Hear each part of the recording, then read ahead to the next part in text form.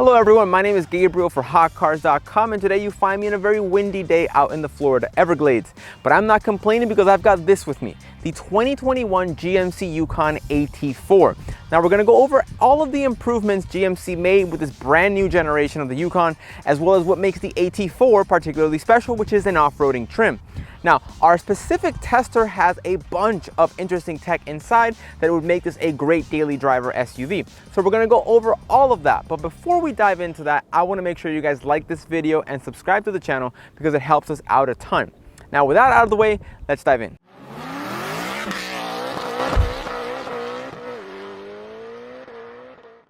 Now, it seems only fair that we start with this SUV's styling because that's actually one of my favorite bits about it. Now remember, this is the same platform that underpins Cadillac Escalade and the Chevy Tahoe and the Suburban and all those kinds of SUVs. But exterior-wise, GMC, Cadillac, and Chevy get their own take at what this SUV should look like. This in particular is my favorite. We have these wonderful daytime running lights, and part of what I like is that the actual headlight housing has a gloss black interior, which gives these headlights a much sharper look. Now you'll notice that under this humongous pronounced grille is a metal skid plate. That's part of the AT4 pack, and you also get these red little tow hooks. Again, a nice touch to let you know that you're in a bit of a more interesting and special trim level, but I like it aesthetically. It's not over the top. This still looks like a very luxury SUV, but these little touches don't detract from that in any way. Also, something else that I find interesting is the fact that the camera is integrated right below the badge. One of the better results of having such a chunky grille is that it's very easy to hide other components. We have the proximity sensors down here, and we have the camera integrated into the grille. But the good thing is that none of these components stand out. They kind of are all nicely hidden in plain sight. So let's move on to talk about one of the more important factors about this GMC Yukon, that being its engine. Because under the hood lives a naturally aspirated 5.3 liter V8 engine. Now, while the Yukon itself in other trim levels is available with a 3 liter Duramax engine or a larger 6.2 liter V8, this configuration with the AT4 is only available with the 5.3. This engine puts out 355 horsepower and just over 380 pounds-feet of torque, which is more than enough to move this enormous SUV around. This SUV weighs around 5,700 pounds, which is pretty big, but it still delivers a good amount of torque. And now your only transmission option available is a 10-speed automatic. Now, if you're a fan of GM and Ford, you'll know that's the automatic transmission they developed together.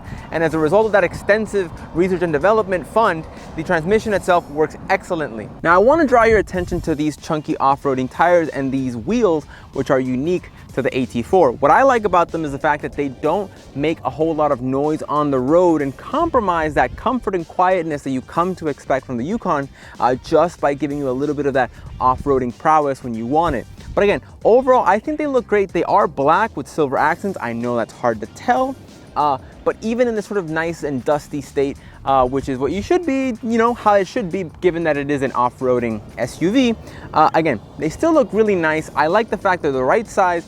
Everything about them, again, is just right. But behind these rear wheels is something I really want to talk about, and that is the brand new independent rear suspension. It is a 4-link setup, and behind here we do have an air strut, which does have the magnetic ride technology. Overall, that combination, what it does is the air ride with the independent rear suspension, that magnet ride, all of that, what it does is creates a very, very soft and supple experience on the road. Even here with all this gravel, you'll see when we get moving in a second, it remains very, very comfortable. Nothing sort of jumps out at you. So as you can clearly see, the Yukon is an enormous full-size SUV, and because it does have that air suspension, you do get a unique benefit for off-roading, because even though it looks quite tall, it's not any taller than a standard Yukon.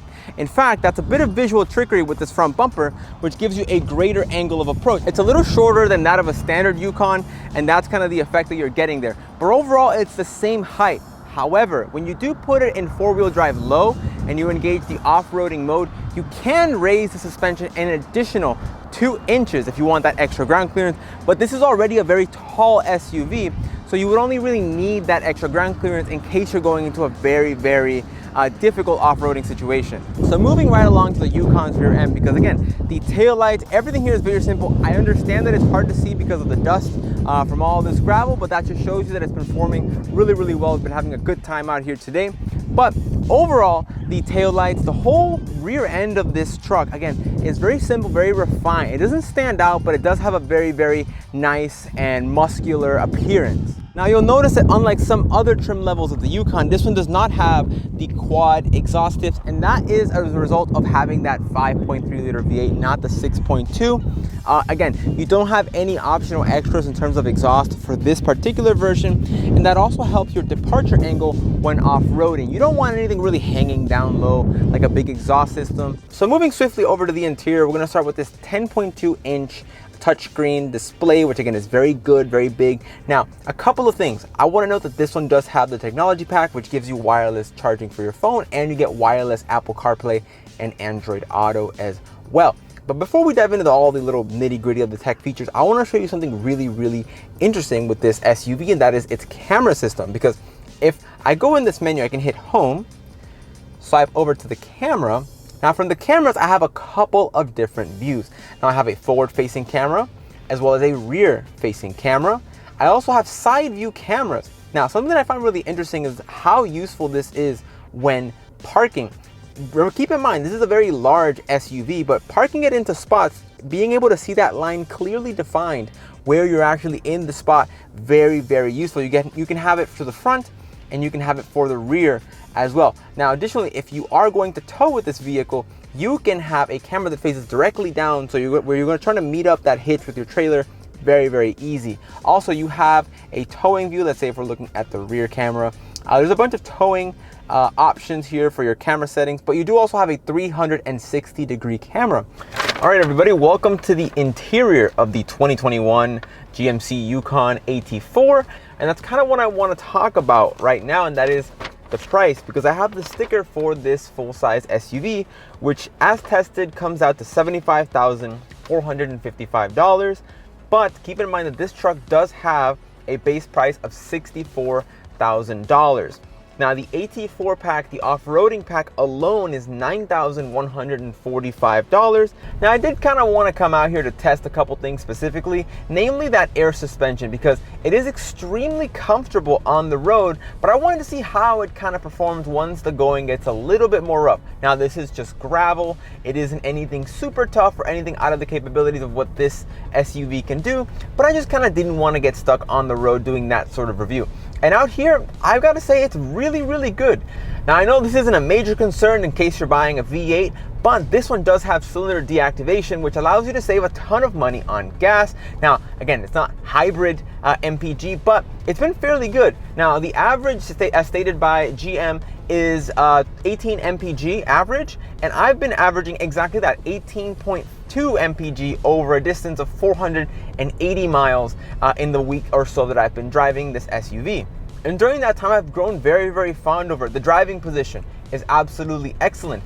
Even in the large bumps and going over rocks and stuff, the SUV remains incredibly comfortable. And again, another point that I want to make also is about sound deadening, because here, okay, there's not a whole lot of wind, but even though we're going through a rough surface, it's not loud in here. I don't have to yell in order for you guys to hear me or for the microphone to pick up properly, which is something I find really interesting, because not that the last generation was not refined, because it was, but this is kind of like that next level. On the road, it's super quiet. And it's interesting because I know this is a luxury SUV, but obviously, you know, it's based on a truck. It's based on GM's 1500 series of trucks, and it is a body-on-frame design. But regardless of all of that, it is very comfortable on the road. It's very quiet. The engine is very powerful, and the 10-speed automatic transmission reacts excellently. Now, the only point that I don't absolutely love about the transmission is how you engage with it. You select your gears here by pushing or pulling. So the part which is at the top, you push, and reverse, which is right below it, you pull. And what it does is it gives you a distinction between the top, like, so as you work your way down through the gears, you know exactly what you're selecting.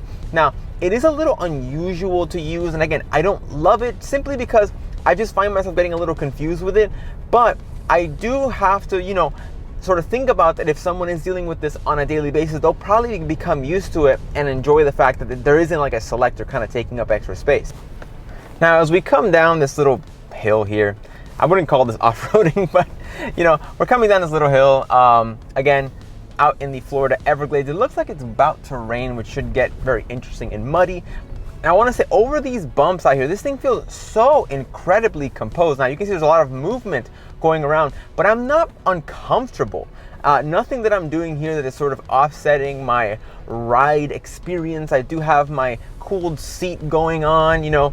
Again, I'm incredibly comfortable. I have no complaints from this particular driving experience right here.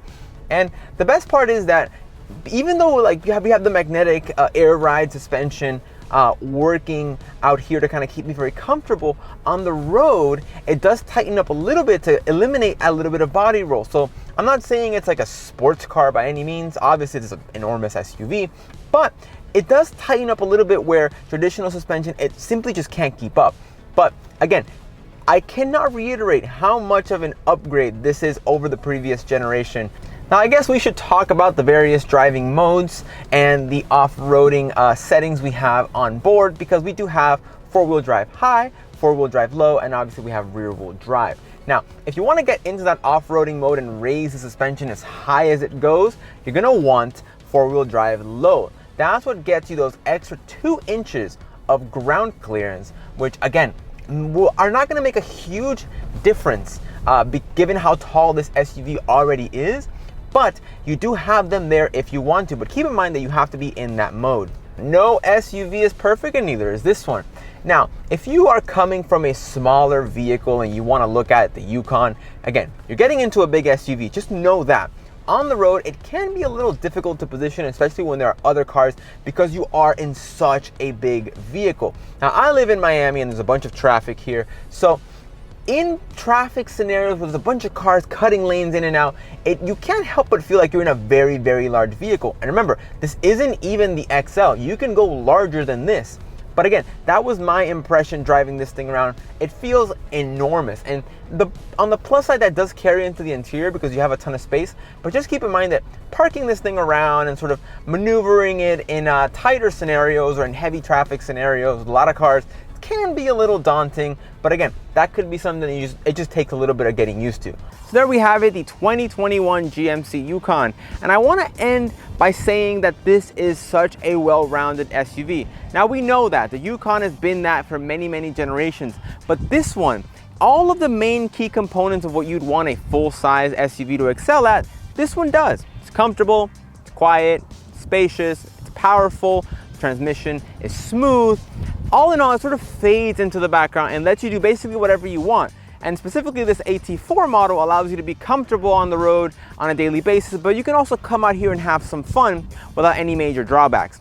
And for me, that's how I could sum up this entire SUV experience. I don't see any major drawbacks with this. It's a very, very solid package and one that I like a lot.